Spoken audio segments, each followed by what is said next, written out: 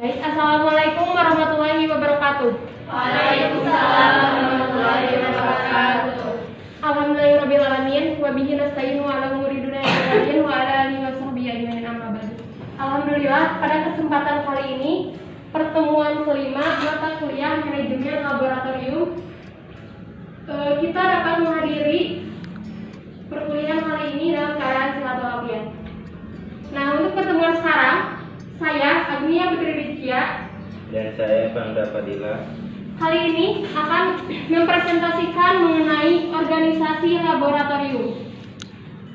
Adapun observasi yang kami lakukan untuk materi kali ini di MAN 2 Garut.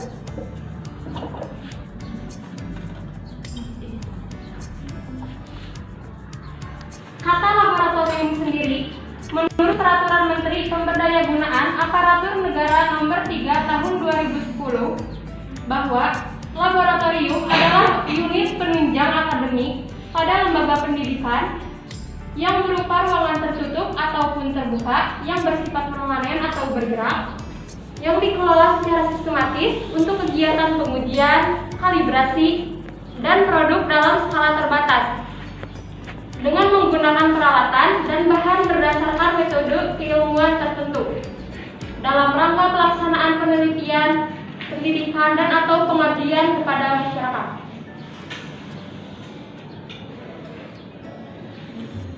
Selanjutnya, untuk kata organisasi itu sendiri dapat didefinisikan sebagai proses kegiatan penyusunan struktur organisasi sesuai dengan tujuan-tujuan, sumber-sumber, dan lingkungannya. Dengan demikian, hasil pengorganisasian ini adalah struktur organisasi, yaitu berupa susunan komponen-komponen atau unit kerja dalam organisasi. Jadi, dapat disimpulkan bahwa organisasi laboratorium itu adalah suatu sistem kerjasama dari kelompok orang, barang, atau unit tertentu tentang laboratorium. Nah, untuk mencapai tujuan mengorganisasi laboratorium, berarti menyusun kelompok orang atau petugas dan sumber daya yang lain untuk menunjukkan adanya pembagian tugas dan wewenang pekerja dan menunjukkan bagaimana fungsi-fungsi atau kegiatan yang berbeda-beda tersebut agar dapat dikoordinasi. Nah, jadi organisasi laboratorium ini telah ada standar dari Peraturan Menteri Pendidikan Nasional Republik Indonesia pada nomor 26 tahun 2008 tentang standar tenaga laboratorium sekolah atau madrasah. Di mana pada pasal 1, standar tenaga laboratorium ini mencakup yang pertama terdapat kualifikasi, di mana kualifikasi ini terbagi menjadi yang pertama kepala laboratorium sekolah atau madrasah.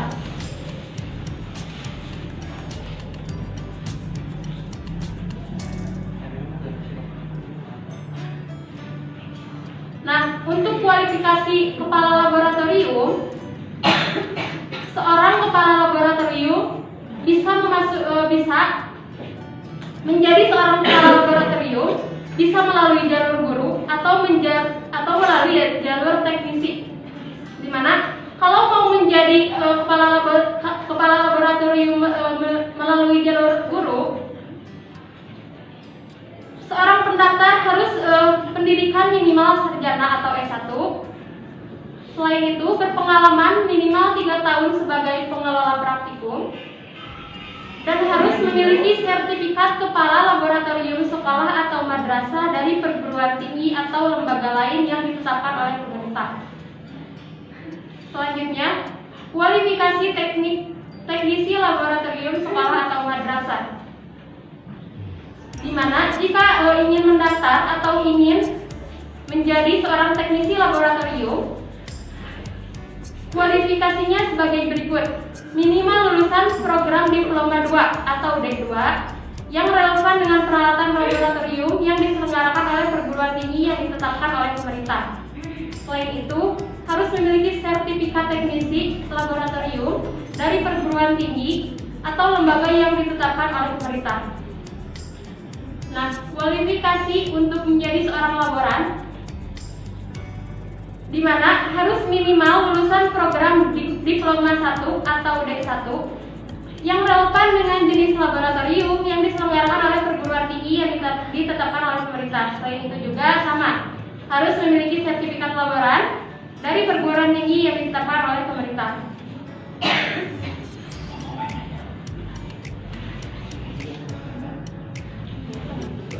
Selanjutnya, kompetensi-kompetensi yang harus dimiliki sebagai anggota atau yang terkait dalam organisasi laboratorium. Yang pertama, harus memiliki kompetensi kepribadian.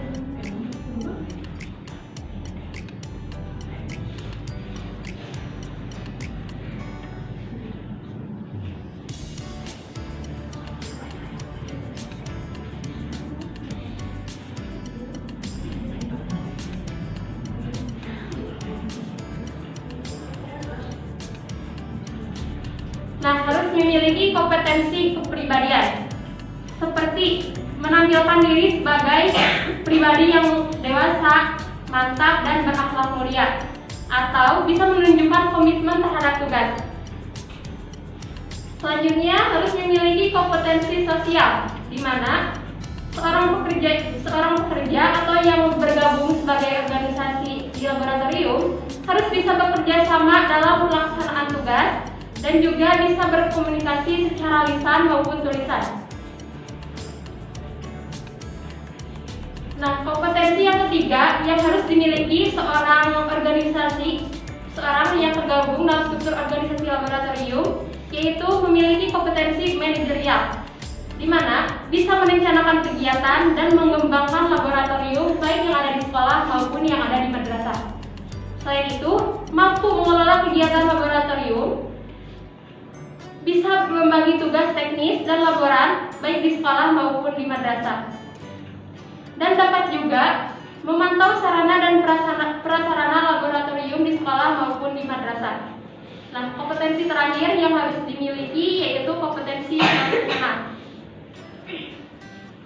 di mana harus bisa menerapkan gagasan, teori, prinsip kegiatan laboratorium, dan dapat juga memanfaatkan laboratorium sebagai kepentingan pendidikan dan penelitian di sekolah maupun di madrasah. Selain itu, menjaga kesehatan dan keselamatan kerja di laboratorium baik di sekolah maupun di madrasah.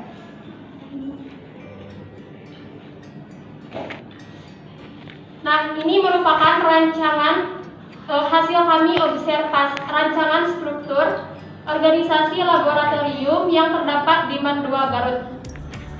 Dapat kita lihat, di sini terdapat kepala madrasah, yaitu Dr. Anas Haji Syarif Asbulo MP MAT, wakil kepala urusan perencanaan akademik, yaitu Arif Rahman Hakim SPD MPD. Selanjutnya, wakil kepala urusan perencanaan sarana dan prasarana, Jajang Hermanto SAG MPDI. Selanjutnya, kepala laboratorium, yaitu Robi Suprana SPD MPD. Selanjutnya dapat terstruktur kepada guru mata pelajaran fisika, lalu ke siswa ME 2 Garut.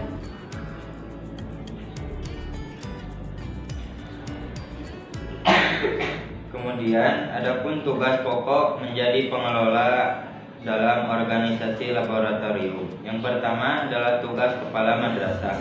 Tugas-tugas kepala madrasah antara lain: pertama, memberi tugas kepada penanggung jawab teknik laboratorium fisika. Dalam hal ini, kepala laboratorium fisika memberikan bimbingan, motivasi, pemantauan, dan evaluasi kepala petugas laboratorium. Yang ketiga, memberikan motivasi kepada guru-guru fisika, khususnya kepada guru-guru IPA, khususnya pada pelajaran fisika dalam hal kegiatan laboratorium fisika. Yang keempat, menyediakan dana keperluan operasional laboratorium. Yang kedua adalah tugas penanggung jawab dari teknisi laboratorium. Tugas yang pertama adalah bertanggung jawab atas kelengkapan administrasi laboratorium. Yang kedua, bertanggung jawab atas kelancaran kegiatan laboratorium. Yang ketiga, mengusulkan kepada kepala sekolah atau kepada kepala madrasah tentang pengadaan alat atau bahan laboratorium. Yang keempat, bertanggung jawab tentang kebersihan, penyimpanan, perawatan, dan perbaikan alat laboratorium. Yang ketiga adalah tugas dari kepala laboratorium. Yang pertama, mengkoordinasikan guru mata pelajaran IPA, khususnya pada mata pelajaran fisika. Yang kedua, perencanaan pengadaan alat dan bahan laboratorium. Yang ketiga, menyusun jadwal dan tata tertib penggunaan laboratorium. Yang keempat, mengatur penyimpanan dan daftar alat-alat laboratorium. Yang kelima, mengatur penyimpanan dan memelihara dan perbaikan alat-alat laboratorium. Yang terakhir, inventarisasi dan pengadministrasian peminjaman alat-alat laboratorium. Yang kedelapan, menyusun laporan pelaksanaan kegiatan laboratorium.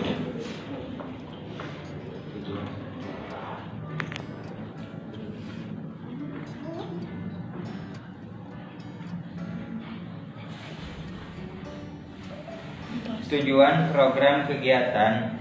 Tujuan program kegiatan laboratorium fisika bertujuan untuk membantu guru dan siswa dalam melaksanakan praktikum fisika sekaligus membantu pihak madrasah atau sekolah dalam pemberdayaan sarana dan prasarana pendidikan di madrasah atau sekolah. Secara khusus, tujuan laboratorium fisika adalah yang pertama, memotivasi siswa dalam belajar fisika dengan melaksanakan kegiatan praktikum.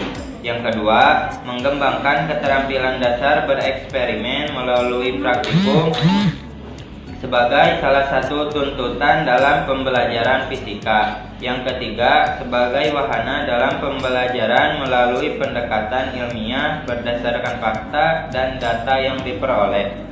Yang keempat, menunjang materi pembelajaran kegiatan terhadap tatap muka di dalam kelas melalui kegiatan-kegiatan praktikum sebagai upaya pembuktian teori-teori ilmiah. Yang kelima, membantu madrasah atau sekolah dalam program pemberdayaan sarana dan prasarana madrasah atau sekolah, khususnya dalam perawatan dan penambahan fasilitas pokok dan fasilitas pendukung yang terdapat di laboratorium fisika. Kesimpulan, pelaksanaan organisasi laboratorium fisika di Madrasah Aliyah Negeri 2 Garut ini sesuai dengan Peraturan Menteri Nasional Republik Indonesia Nomor 26 Tahun 2008 tentang standar tenaga laboratorium sekolah atau madrasah. Mengenai standar tenaga laboratorium sekolah atau madrasah mencakup kepala laboratorium sekolah, teknisi laboratorium, dan laporan sekolah. Dan pasal 1 menyatakan dengan adanya pelaksanaan organisasi laboratorium ini diharapkan nilai-nilai ilmiah pada pembelajaran fisika yang mau dipelajari siswa tidak hanya sekadar menjadi pengetahuan atau hafalan, tetapi hendaknya menjadi suatu bekal di tengah-tengah kehidupan sehari-hari.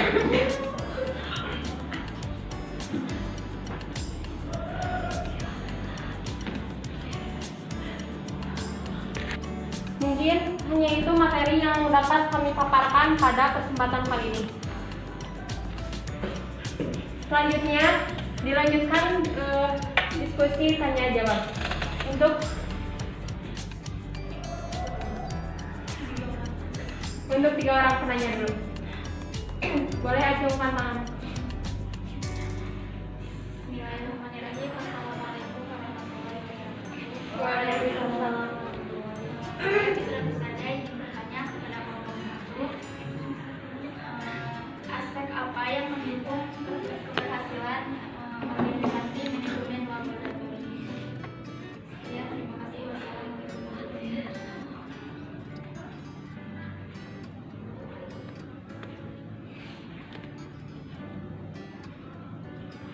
Baik, untuk penanya selanjutnya. Bagaimana?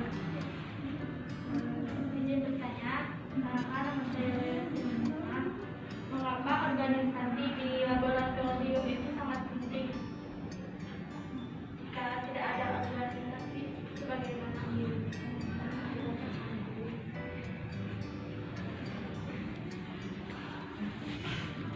Baik, masih ada satu satu kesempatan lagi untuk satu orang penanya. Terus.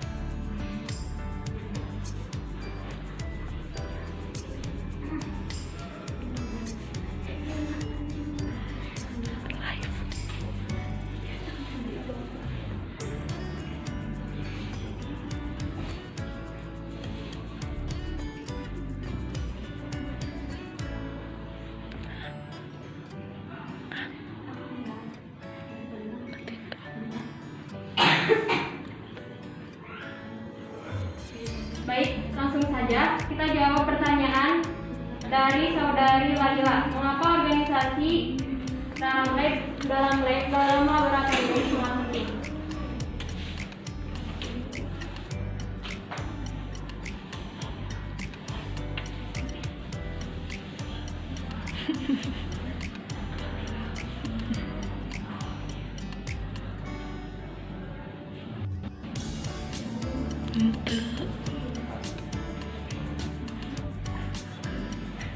Baik, Laila, karena dengan adanya organisasi ini, jadi kegiatan di laboratorium sekolah atau madrasah dapat terstruktur dengan baik.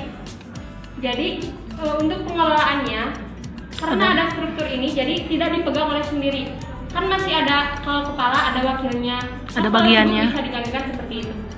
Selain itu, karena dengan adanya organisasi lab ini, keberlangsungan dalam lab, entah dari tujuan, pelaksanaannya, atau perencanaan yang lain-lainnya dapat terlaksana sesuai dengan lancar. Kemudian pertanyaan dari Fitratus ada, aspek apa saja yang mendukung manajemen lab? Sebetulnya kami kan membahas struktur organisasi ya. Mungkin salah satu yang mendukung ini, organisasi lab juga termasuk gitu. Dimana kan keberlangsungan organisasi, kalau keberlangsungan lab, kalau tidak ada struktur organisasi dapat kurang tercapai dengan maksimal. Mungkin seperti itu.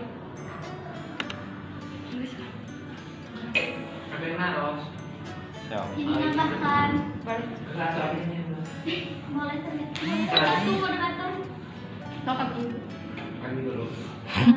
Izin menambahkan. Kan intinya kan organisasi adalah laboratorium. Jadi intinya kayak gini, kita adanya organisasi itu sesuai dengan job desk-nya gitu ya. Jadi kita tuh enggak menjalankan di luar job desk kita. Jadi kepala sekolah job desk-nya apa, kepala ada tugasnya, manajemen job desk-nya apa, jadi enggak merangkap gitu. Jadi terstruktur dengan baik kayak gitu mungkin. Ada tugasnya masing-masing. Iya, ada tugas-tugasnya masing-masing. Ini tapi kan di beberapa sekolah mungkin ya, kan misal yang mengajukan pengadaan tentang alat-alat dan bahan di lab itu laboran ya. Iya, laboran. Tapi terkadang si guru mata pelajarannya, nah itu kan sudah termasuk penyimpangan dari job desk-nya tersebut. Itu mah tergantung sih marahnya. Jadi kan adanya evaluasi, berarti kan ada masukan dari sana. Oh berarti Pak ini kurang alat atau apa, berarti kan itu kan sebuah masukannya. Berarti itu kan harus dijalankan oleh kepala lab itu sendiri. Jadi itu hanya masukan mungkin seperti itu. Tetapi kalau di sekolah-sekolah emang yang udah penggerak sama emang udah maju, itu mereka itu sesuai dengan job desk-nya masing-masing gitu. Mungkin kalau di Garut ya kurang ya, ada beberapa yang misalnya emang benar-benar padahal ya kurang juga gitu ya di sekolah ketika pas ya pengalaman gitu, kalau misalkan mau praktek ini gak ada, terus gurunya yang beli misalkan, padahal kan itu sudah Nah, berarti dapat disimpulkan ya Ulis. Jadi kalau seperti itu, berarti struktur keorganisasian di sekolah tersebut tidak berjalan atau tidak sesuai dengan tupoksinya. Baik, selanjutnya penanya yang ketiga dilanjut oleh saudari Randa.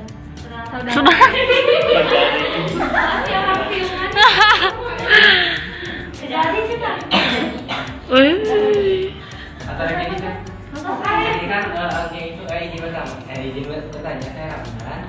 Pertanyaan saya kan kemarin itu artinya namanya kan observasi ke Mandua Garut.